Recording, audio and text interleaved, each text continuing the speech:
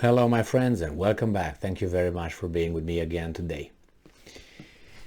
That country called Moldova, it was created by the Soviet Union after it was demanded through an ultimatum by Stalin. They made it to the Romanian government before the Second World War, and the weasels Romanians said, yeah, you take it as long as you don't take Bucharest and our houses, that's fine. When the Hungarians said, well, Romania gave us part of the Transylvania, the Germans intervened and they carved a certain part where the Hungarians were mostly majority population, and the Romanians said, yeah, just take it, don't take the our Bucharest and our property.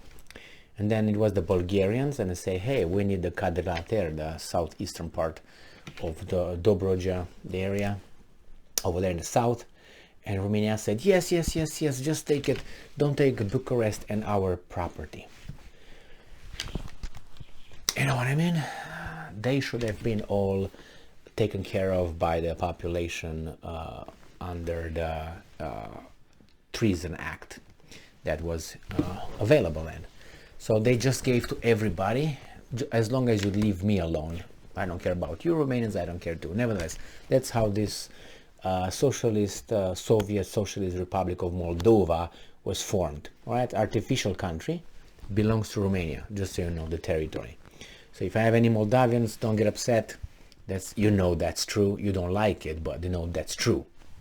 It's a different thing. You don't like it being true or not. So now Moldova, besides having the southern part of Moldova taken by Stalin and given to Ukraine, so you were two times at least, that part where Odessa Odessa didn't belong to Moldova, just so you know, but by that side, between the Black Sea and the southern part of Moldova, that's a portion that belongs now to Ukraine. That was Moldova as well, but they took it and gave it to Ukraine, like many other territories Stalin gave Ukraine. One of them is started with a C, not a cunt, but a C. So nevertheless, there it is. Moldova now, it has the problem with Transnistria. Transnistria is a little long strip of land, a territory that was taken by the Russians in a, I don't even exactly know what's going on over there. It's a kind of an enclave.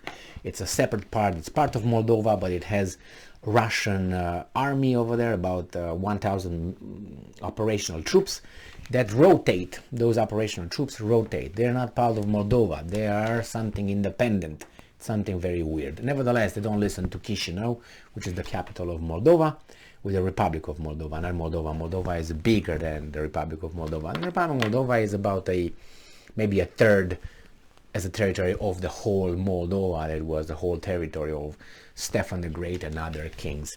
So there we go. We have with Moldova, who's a beggar. It's a corrupt country, poor country, about 3.5 million people. So something like Lithuania, which is 2.5, But at least they stay in their place over there. They don't, talk. They do their hanky-panky. So they say, okay, we're here, but now they want in NATO, now they want in European Union, and now they hate the Russians all of a sudden big time. Why? Because a switch was turned on. All right, so let's see what they are doing now with those guys that are supposed to rotate the military. As I said, I don't know the legality of those guys being over there, the military, the Russian military in Transnistria. I'm guessing it's not fair, but state of fact is that that territory is not controlled by Moldova, like a Kosovo kind of thing. Remember that Kosovo created a lot of problems. That's why those tards from across the Atlantic did not figure it out then. So Moldova denies entry of Russian troops from unrecognized Transnistria to its territory. This article comes from Republic World, and it's from yesterday, July 23rd. Now, the way the title is, it makes you think that those Russian troops tried to enter its territory, and maybe attack or something. It's not so. The Moldovan Foreign Affairs Ministry stated that Russian troops from the, and I'm quoting, operational group located in Transnistria were not permitted entry into Moldova. In the latest development linked to the ongoing conflict between Moscow and Kiev, Moldova did not permit Russian military forces to enter its territory. That's their right. Daniel Voda, a spokesperson, he's a man, shut up, for the Moldovan Ministry of Foreign Affairs, made these statements according to European Pravda. The Moldovan Foreign Affairs Ministry stated on Thursday that Russian troops from the so-called operational group OGRV located in Transnistria were not permitted entry into Moldova. Okay, we heard that one. According to Voda, the officers of the Russian forces OGRV are an illegal formation that violates the status of neutrality of Moldova. That's been since from 1990 something, 1994, 1993. Only now you feel that you have a big thing to say that that's why.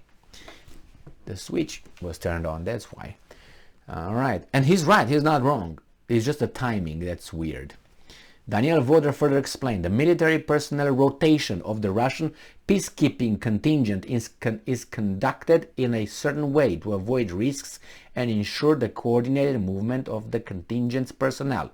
So they rotate those 1,000 operational whatever force, Russian operational force in Transnistria.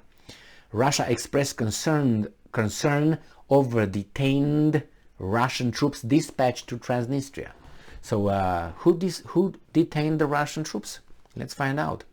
Notably, the detention of Russian personnel who have been dispatched to Transnistria region to staff the Russian forces on a rotation basis had already drawn the attention of the Russian Foreign Ministry. The spokesperson also noted, in this context, the Ministry of Foreign Affairs and European Integration repeats the position of the Moldovan Authority regarding the need to unconstitutionally resume the process of withdrawing Russian troops and ammunition depots from our country. So now they feel they have balls, you know, after 20 years they feel they have balls now. Why?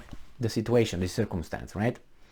The operational group of Russian forces in an official name of the Russian military presence in Transnistria. As per the European Pravda reports, the remnants of the previous 14th Russian army, which was stationed here at the beginning of the 1990s and actively participated in the Transnistrian conflict, were used to construct it. So, based on this, in the month of June, Moldova and war-torn Ukraine had been planning to resume all railway operation, including Okay, that's good. What you do? What's going on with those guys? Are you gonna release them or what? What's going on with that? Well, this is what I think it happens.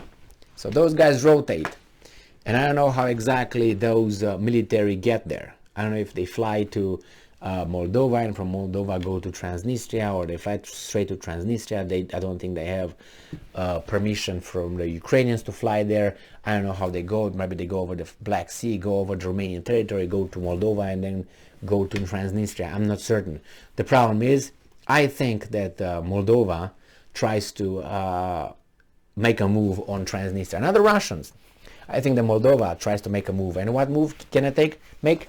To get back Transnistria. They will never get back Transnistria. Why? Because the Transnistrians don't want to be with Moldova. That's one problem that these guys ignore.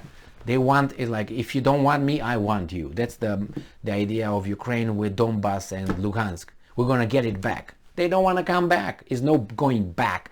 For them, back is Russia, is not Ukraine. So, yeah, we're going to liberate our territories. Well, first, I don't think those are your territories per Russia and per history. That's the first thing. Remember who gave those to you? Hey, remember? Hey, remember? Like Moldova, like Basarabia, like Bukovina. How about Galicia area? Do you remember Galicia? How about the southern part of Moldova? So hey, you know, quiet there. So those guys don't really want to come back to you because they don't think they belong to you. The same with these guys. I don't think Transnistria thinks that they belong to Moldova. And Moldova, if they're so about the people's determination, they should go back to Romania if we go by that. How about that? When I have a next article, we're going to talk about the exact this thing that the Russians say. Well, it seems like Moldova has a chance to get into European Union. How? Through the back door. Romania, something I said about 3 months ago or 4 months ago, how Moldova can avoid to be invaded by Russia by becoming a NATO member state just by saying we are part of Romania now. But they don't want to do that because those guys, they have their own mafiosi over there and corrupt politicians. They don't want to, because they are the big fish in a small bowl. Now, if you take them and you put them in a bigger bowl, they're not going to be the big fish. They're going to be other big fish. So they don't want to be a average fish in a big bowl. They want to be the big fish in a small bowl. That's Moldova. Thank you very much for being with me again today. Something will happen in Moldova. Could trigger another military action over there. They're going to be bombarded by the Russians pretty soon, before they are members of anything. Stay strong, stay smart, look for the truth, and be just.